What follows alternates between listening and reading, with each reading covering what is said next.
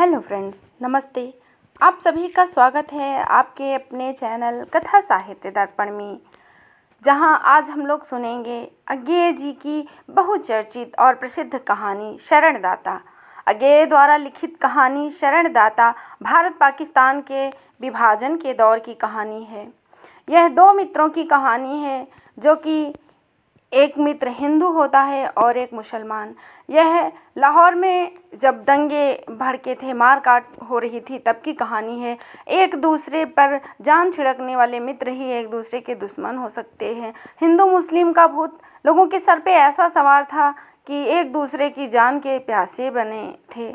इस कहानी के द्वारा उस समय के तत्कालीन वातावरण का बहुत ही मार्मिक और सजीव चित्र प्रस्तुत किया है अज्ञेय जी ने। अज्ञेय जी का नाम, जो कि साहित्य में स्वर्ण अक्षरों से अंकित है, अज्ञेय जी के नाम के बिना प्रयोगवाद की हम कल्पना नहीं कर सकते। प्रयोगवाद और तार सप्तक के माध्यम से आपने बहुत ही हिंदी साहित्य को मजबूत बनाया है।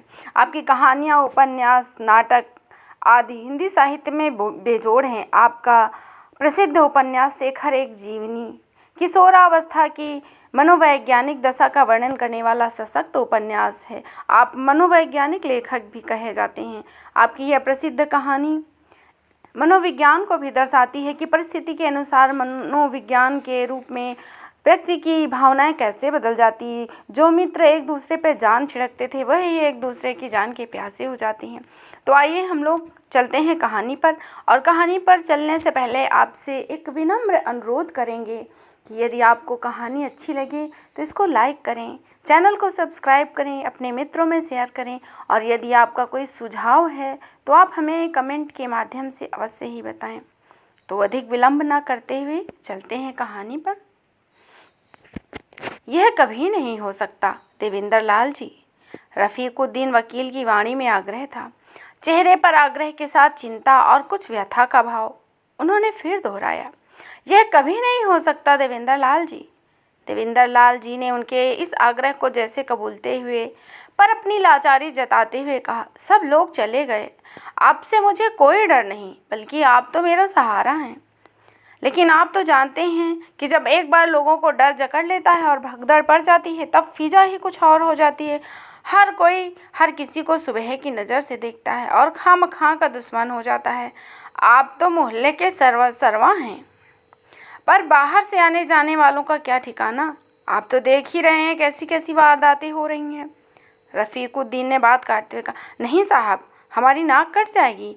कोई बात नहीं, भला कि आपका घर बार छोड़ अपने ही शहर में पनाह गर्जी हो जाएंगे।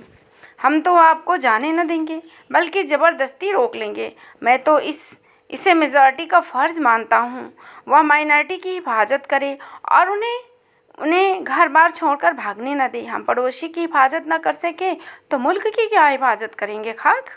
और मुझे यकीन है कि बाहर की तो खैर बात ही क्या, पंजाब में ही कोई हिंदू भी, जहाँ उनकी बहुतायत है, ऐसा ही सोच रहे होंगे। आप न जाइए, न जाइए, आपकी हिफाजत मेरी जिम्मेदारी है बस। देवेंद्र लाल के पड़ोस के हिंदू परिवार धीरे धीरे एक एक करके खिसक गए। होता यह कि दोपहर शाम जब कभी साक्षात होता, देवेंद्र लाल जी पूछते, कहो लाल जी या पंडित जी, क्या सलाह बनाई है आपने? बे उत्तर देती, जी सलाह क्या बनानी है, यहीं रह रहे हैं, बाकी देखी जाएगी। पर शाम को या अगले दिन सवेरे देवेंद्र लाल देखते कि वे चुपचाप जरूरी सामान लेकर कहीं खिसक गए हैं। कोई लाहौर से बाहर तो कोई लाहौर में ही हिंदुओं के मोहल्ले में, और अंत में यह स्थिति आ गई कि अब उनके दाहिनी ओर 4 मकान खाली छोड़कर एक मुसलमान गुजर का अहाता पड़ता था, जिसमें एक और गुजर की भैंसें और दूसरी ओर कई छोटे मोटे मुसलमान कारीगर रहते थे। बाईं ओर भी देवेंद्र और रफीकुद्दीन के मकानों के बीच के मकान खाली थे, और रफीकुद्दीन के मकान के बाद मोजंग का अड्डा पड़ता था, जिसके बाद तो विशुद्ध मुसलमान बस्ती थी। देवेंद्र लाल और रफीकुद्दीन में पुरानी दोस्ती थी, और एक एक आदमी को जाने पर उनमें चर्चा होती थी। अंत में जब एक दिन देवेंद्र लाल ने जताया कि वह भी चले जाने के विचार कर रहे हैं, तब रफीकुद्दीन को धक्का लगा और उन्होंने व्यथित स्वर में कहा, देवेंद्र लाल जी, आप ही? रफीकुद्दीन का आश्वासन पा देवेंद्र लाल रह गए। यह तय हुआ कि अगर खुदा न करे कोई खतरे की बात हुई तो रफ़ीकुद्दीन उन्हें पहले ही खबर कर देंगे और हिफाजत का इंतजाम भी कर देंगे, चाहे जैसे हो। देवेंद्र लाल की स्त्री तो कुछ दिन पहले ही जालंधर मायके गई हुई थी। उसे लिख दिया गया कि अभी ना आए, वहीं रह गए देवेंद्र और उनका पहाड़िया नौकर संतू। किंतु यह व्यवस्था बहुत दिन नहीं चली। चौथे ही दिन सवेरे उठकर देखा संतू भाग गया है।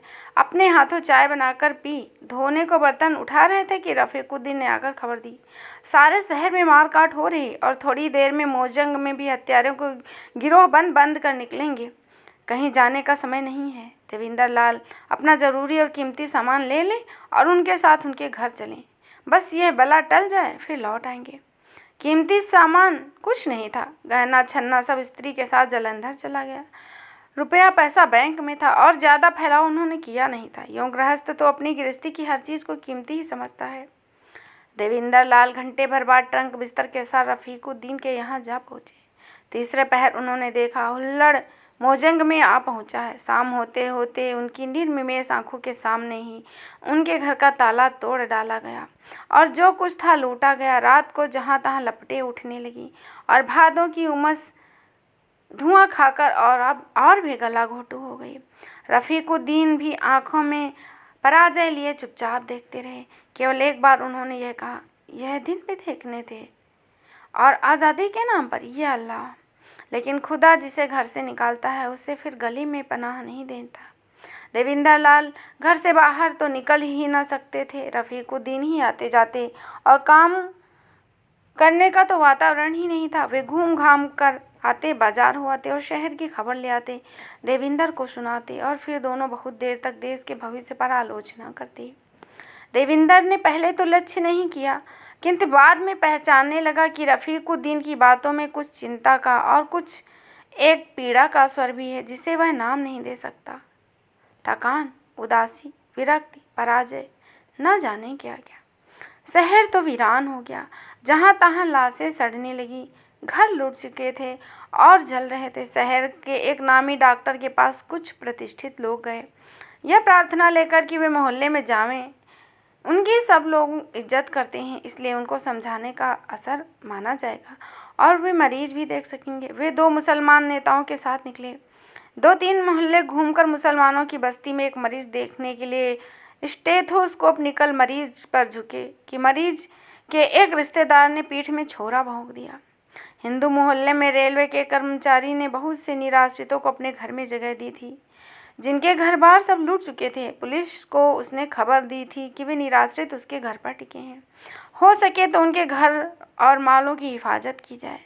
पुलिस ने आकर शरणागतों को के साथ उसे और उसके घर की स्त्रियों को गिरफ्तार कर लिया और ले गई। पीछे घर पर हमला हुआ, लूट हुई और घर में आग लगा दी गई। 3 दिन बाद उसे और उसके परिवार को थाने से छोड़ा गया और हिफाजत के लिए हथियारबंद पुलिस के 2 सिपाही साथ दिए गए।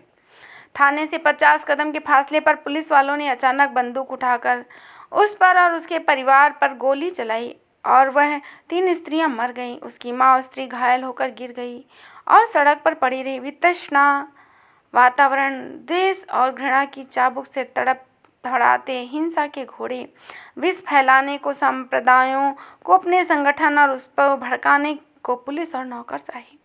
देवेंद्र लाल को अचानक लगता कि वह रफ़ीकुद्दीन ही गलत हैं जो बैठे हुए हैं, जबकि सब कुछ भड़क रहा है, उफन रहा है, झुलस रहा है और जल रहा है। वे लक्ष्य करते हुए स्पष्ट स्वर जो रफ़ीकुद्दीन की बातों में पाते थे धीरे धीरे स्पष्ट हो जाता। एक लज्जित सी रुखाई का स्वर। हिंदुस्तान पाकिस्तान की अनुमानित सीमा के पास एक गांव में कई सौ मुसलमानों ने सिखों के गांव में शरण पाई। अंत में जब आसपास के गांवों के और अमृतसर शहर के लोगों के दबाव में उस गांव ने उन पर फिर आर्थिक संकट की स्थिति उत्पन्न कर दी, तब गांव के लोगों ने अपने मेहमानों को अमृतसर स्टेशन पहुंचाने का निश्चय किया, जहां से वे सुरक्षित मुसलमानी इलाकों में जा सकें, और 200-250 आदमी कृपाणें निकालकर उन्हें घेरे में लेकर स्टेशन पहुंचाया है। किसी को कोई क्षति नहीं हुई। घटना सुनकर रफ़ीकुद्दीन ने कहा, आखिर तो लाचारी होती है, अकेले इंसान को झुकना ही पड़ता है। यहाँ तो पूरा गांव था, फिर भी उन्हें हारना पड़ा, लेकिन आखिर उन्होंने निभाा, इसकी दाग देनी चाहिए। उन्हें पहुँचाया है। देवेंद्र लाल ने हामी भरी, लेकिन साहस पहला वाक्य उनके स्मृति पटल पर उभर आया, आखिर तो लाचारी होती है, अकेले इंसान को झुकना ही पड़ता है। उन्होंने एक तीखी नज़र से रफ़ीकुद्दीन की ओर देखा, पर वे बोले कुछ नहीं। अपराह्न में 6-7 आदमी रफ़ीकुद्दीन से मिलने आए। रफ़ीकुद्दीन ने उन्हें अपनी बैठक में ले जाकर दरवाजे बंद कर लिए। 1.5-2 घंटे बातचीत हुई। प्रायः सारी बातें धीरे धीरे हुई। बीच बीच में कोई स्वर ऊंचा उठ जाता और एकाध शब्द देविंदर लाल के कान में पड़ जाता। बेवकूफ़ी, गद्दारी, इस्लाम। वाक्यों को पूरा करने की कोशिश उन्हें आयासपूर्वक नहीं की। 2 घंटे बाद जब उनको विदा करके रफ़ीकुद्दीन बैठक से निकल कर आए, तब भी उनसे लपक कर पूछने की स्वाभाविक प्रेरणा को उन्होंने दबाया। पर जब रफ़ीकुद्दीन उनकी ओर ना देकर खिंचा हुआ चेहरा झुकाए उनकी बगल से निकल कर बिना एक शब्द कहे भीतर जाने लगे, तो उनसे रहा ना गया। उन्होंने आग्रह के स्वर में पूछा, क्या बात है रफ़ीक साहब, खैर तो है? रफ़ीकुद्दीन ने मुंह उठाकर एक बार उनकी ओर देखा, बोले नहीं, फिर आंखें झुका ली। अब देविंदर लाल ने कहा, मैं समझता हूँ कि मेरी वजह से आपको जलील होना पड़ रहा है और ख़तरा भी उठाना पड़ रहा है, सो अलग, लेकिन आप मुझे जाने दीजिए। मेरे लिए आप जोखिम में जान ना डालें। आपने जो कुछ किया उसके लिए मैं बहुत शुक्रगुजार हूँ। आपका एहसान। रफ़ीकुद्दीन ने दोनों हाथ देविंदर लाल के कंधे पर रख दिए, कहा, देविंदर लाल जी। उनकी सांसें तेज चलने लगी। फिर वह सहसा भीतर चले गए। लेकिन रात खाने के वक्त देविंदर लाल ने फिर सवाल उठाया। बोले, आप खुशी से ना जाने देंगे तो मैं चुपचाप खिसक जाऊंगा। आप सच सच बतलाइए, आपसे उन्होंने क्या कहा? धमकाया? धमकियां तो देते ही रहेंगे और क्या। फिर भी आखिर क्या धमकी दी? धमकी को भी क्या कहते हैं? धमकी में क्या होगी? उन्हें शिकार चाह लिए, हल्ला करने को ना मिलेगा तो आग लगा देंगे। ऐसा तब भी तो मैं कहता हूँ कि मैं चला। इस वक्त अकेला आदमी हूँ, कहीं निकल जाऊँगा।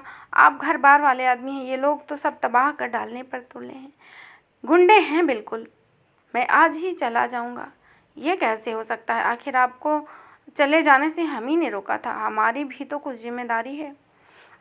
आपने भला चाहकर ही रोका था, उसके आगे कोई जिम्मेदारी नहीं। आप जाएंगे कहाँ? देखा जाएगा।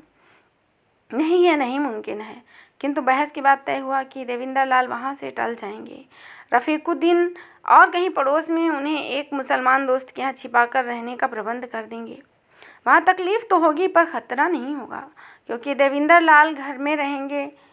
वहाँ पर रहकर जान की हिफाजत तो रहेगी और तब तक कुछ उपाय निकाला जाएगा। देविंदर लाल शेख अताउल्लाह के अहाते के अंदर पिछली तरफ पेड़ों के झुरमुट की आड़ में बनी हुई गैराज में पहुंच गए। ठीक गैराज तो नहीं, गैराज की बगल में एक कोठरी थी जिसके सामने दीवार से घिरा एक छोटा सा आंगन था। पहले यह ड्राइवर के रहने के काम आती थी।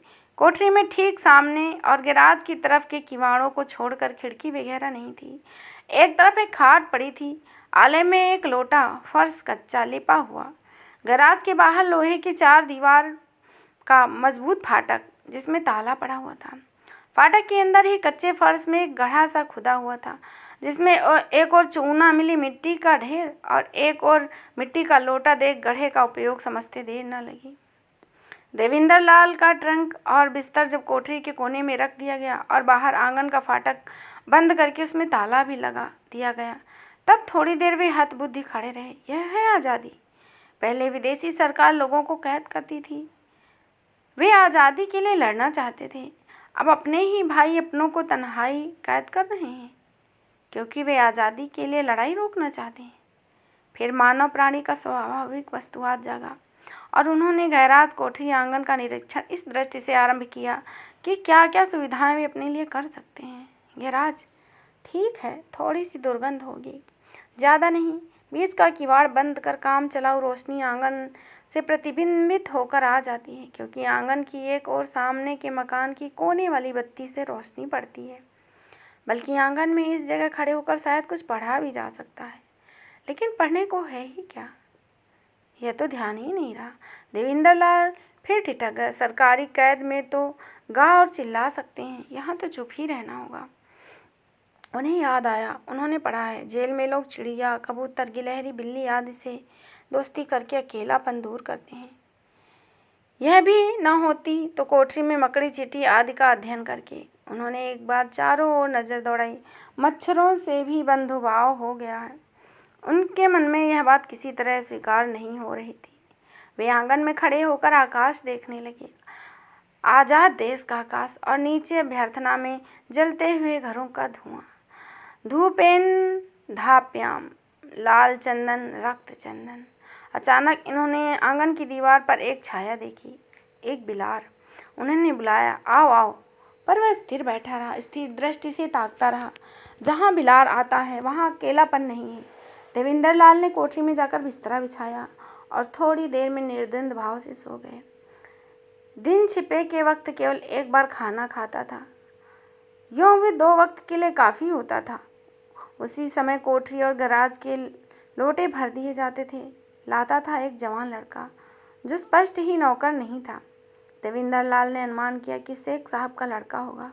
वह बोलता बिल्कुल नहीं था। देवेंद्र लाल ने पहले दिन पूछा, शहर का क्या हाल है? तो उसने एक अजनबी दृष्टि से इन्हें देख लिया। फिर पूछा कि अभी अमन हुआ या नहीं? तो उसने नकारात्मकता में सिर हिला दिया। और सब खैरियत? तो फिर उसने सिर हिलाया, हाँ। देवेंद्र लाल चाहते तो खाना दूसरे वक्त के लिए रख सकते थे, पर एक बार आता तो एक ही बार खा लेना चाहिए। ये सोचकर वे डर कर खा लेते और बाकी बिलार को दे देते। बिलार खूब हिल गया था, आकर गोद में बैठ जाता और खाता रहता। फिर हड्डी बड्डी लेकर आंगन के कोने में बैठकर चबाता या ऊब जाता तो देवेंद्र लाल के पास आकर घुरघुराने लगता। इस तरह शाम कट जाती, रात घनी हो जाती, तब वे सो जाते। सुबह उठकर आंगन में कुछ वर्जिश कर लेते कि शरीर ठीक रहे। बाकी दिन कोठरी में बैठे बैठे कभी कंकड़ से खेलते, कभी दीवार पर बैठने वाली गौरैया देखते, कभी दूर से कबूतर से गुटर गूंज सुनते, और कभी सामने के कोने से शेख जी के घर के लोगों की बातचीत भी सुन लेते। अलग अलग आवाज़ें में पहचानने लगे थे और 3-4 दिन में भी घर के भीतर के जीवन और व्यक्तियों से परिचित हो गए। एक भारी जनाना आवाज़ थी, शेख साहब की बीवी की, और एक तीखी जनाना आवाज़ थी जिस स्वर में वयः का खुरदुरापन था, घर की कोई बुजुर्ग महिला स्त्री। एक विनीत युवा स्वर था जो प्रायः कभी आवाज़ की जैबू जैबुनी पुकार के उत्तर में बोलता था। इसलिए शेख साहब की लड़की जैबू निसा का यह स्वर था, यह वह पहचान गए। 2 मर्दानी आवाज़ें भी सुनाई पड़ती। एक तो आदिब मियाँ की, जो शेख साहब का लड़का हुआ करता था, इसलिए और वह यही लड़का है जो खाना लेकर आता है। और एक भारी और चर्बी से चिकनी आवाज़ तो शेख साहब की आवाज़ है। इस आवाज़ को देवेंद्र लाल सुन तो सकते थे, लेकिन इसकी बात के शब्दाकार कभी पहचान में ना थे।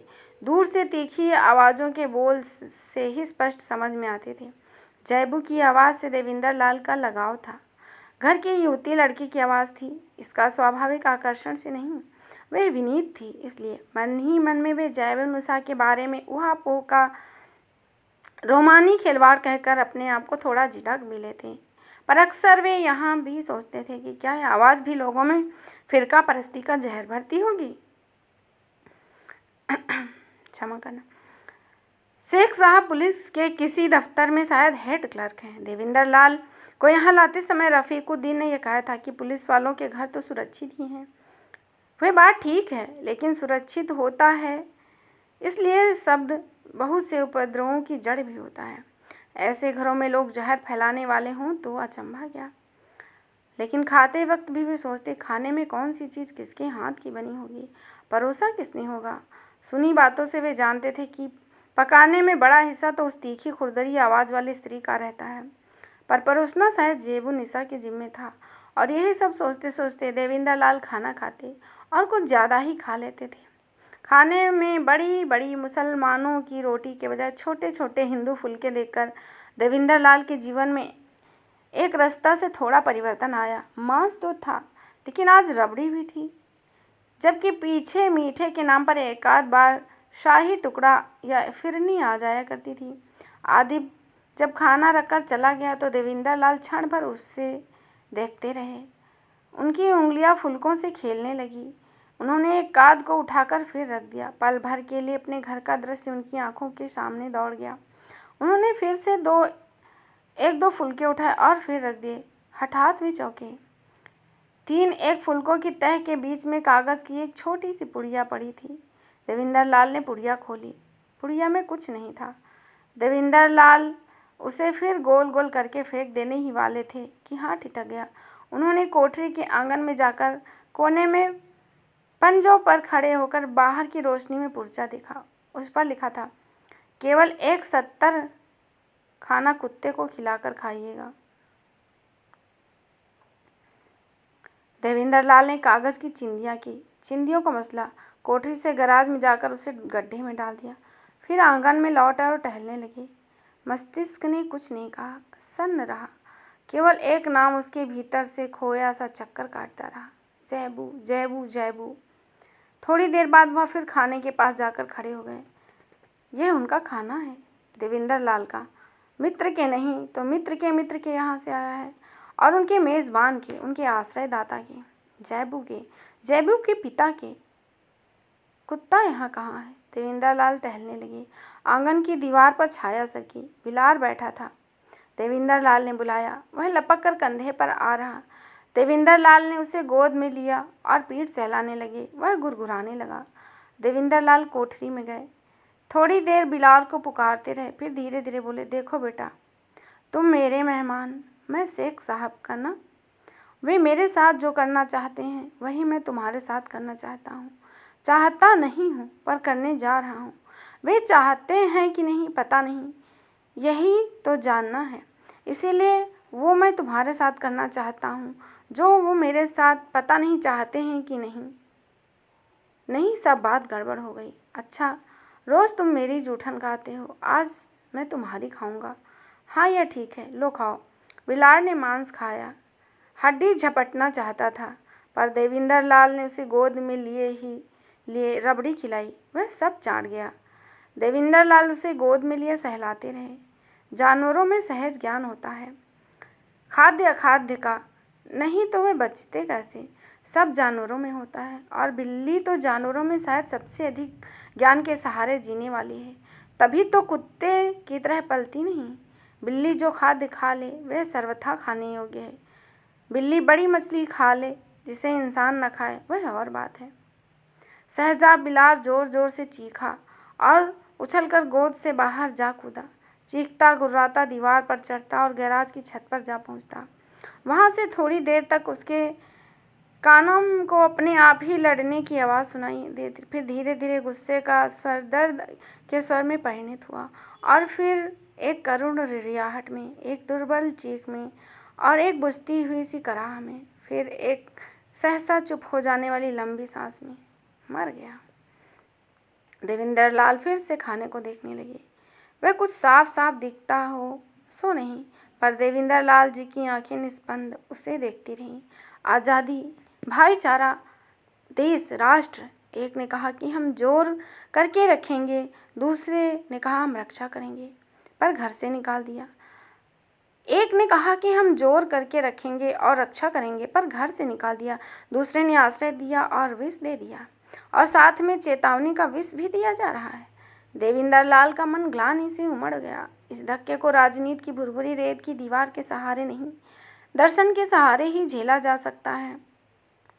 देविंदर लाल ने जाना कि दुनिया में खतरा की ताकत के कारण नहीं है, अच्छे की दुर्बलता के कारण है। भलाई की सहनशीलता बड़ी बुराई है।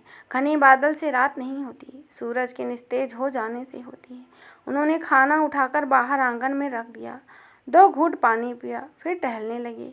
तनिक देर बाद उन्होंने आकर ट्रंक खोला, एक बार सरसरी दृष्टि से सब चीज़ों को देखा, फिर ऊपर के खाने में 2 कागज़, एक फ़ोटो, एक सेविंग बैंक की पासबुक और एक बड़ा सा लिफाफा निकालकर एक काले शेरवानी नुमा कोट की जेब में रखकर कोट पहन लिया। आंगन में आकर एक क्षण भर कान लगाकर सुना, फिर वे दीवार पर चढ़कर बाहर फांद गए और बाहर की सड़क पर निकल आए। वे स्वयं नहीं जान सके कि कैसे। इसके बाद की घटना नहीं है। घटनाएं सब अधूरी होती हैं, पूरी तो कहानी होती है। कहानी की विसंगति मानवीय तर्क या विवेक या कला या सौंदर्य के बोध की बनाई हुई संगति मानव पर किसी शक्ति की कह लीजिए, काल या प्रकृति या संयोग या दैव या भगवान की बनाई हुई संगति है, इसलिए मानव को सहसा नहीं दिखाई पड़ती। इसके बाद जो कुछ हुआ और जैसे वह बताना जरूरी नहीं।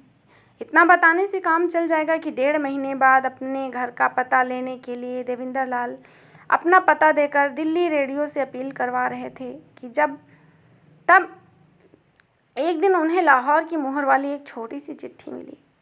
आप बचकर चले गए, इसके लिए खुदा का लाख लाख शुक्र है। मैं मनाती हूँ कि रेडियो पर जिसके नाम आपने अपील की है वे सब सलामती से आपके पास पहुँच जाएं। अब्बा ने जो किया या करना चाहा उसके लिए मैं माफ़ी मांगती हूँ और यह भी याद दिलाती हूँ कि उसकी काट मैंने ही आपको दी थी। एहसान नहीं जताती, मेरा कोई एहसान आप पर नहीं है। सिर्फ यह इल्तिजा करती हूँ कि आपके मुल्क में अकालियत का कोई मजलूम हो तो याद कर लीजिएगा। इसलिए नहीं कि वे मुसलमान हैं, इसलिए कि आप इंसान हैं। खुदा हाफिज़। देवेंद्र लाल की स्मृति में शेख उल्लाह की चर्बी से चिकनी भारी आवाज़ गूंज गई, जय बू। और फिर गैराज की छत पर छटपटाकर धीरे शांत होने वाली बिलार की वह दर्द भरी कराह जो एक लंबी सांस बनकर चुप हो गई। उन्होंने चिट्ठी को छोटी सी गोली बनाकर चुटकी से उड़ा दिया। तो इस तरह आपने सुना अज्ञेय जी की प्रसिद्ध कहानी शरणदाता। बहुत ही मार्मिक और भावनात्मक कहानी है और उस समय लोगों की मन स्थिति क्या थी इसका भी वास्तविक और सजीव वर्णन करती है। आशा है कहानी आपको पसंद आई होगी। यदि कहानी पसंद आई हो तो आप हमें कमेंट के माध्यम से अपना सुझाव दें और यदि आप और कुछ सुनना चाहते हैं तो उसके लिए भी बताएं। हम अवश्य ही आपकी इच्छा पूरी करने का प्रयास करेंगे। तो पुनः आपसे भेंट होगी एक नए तथ्य के साथ। तब तक के लिए धन्यवाद। जय हिंद, जय हिंदी।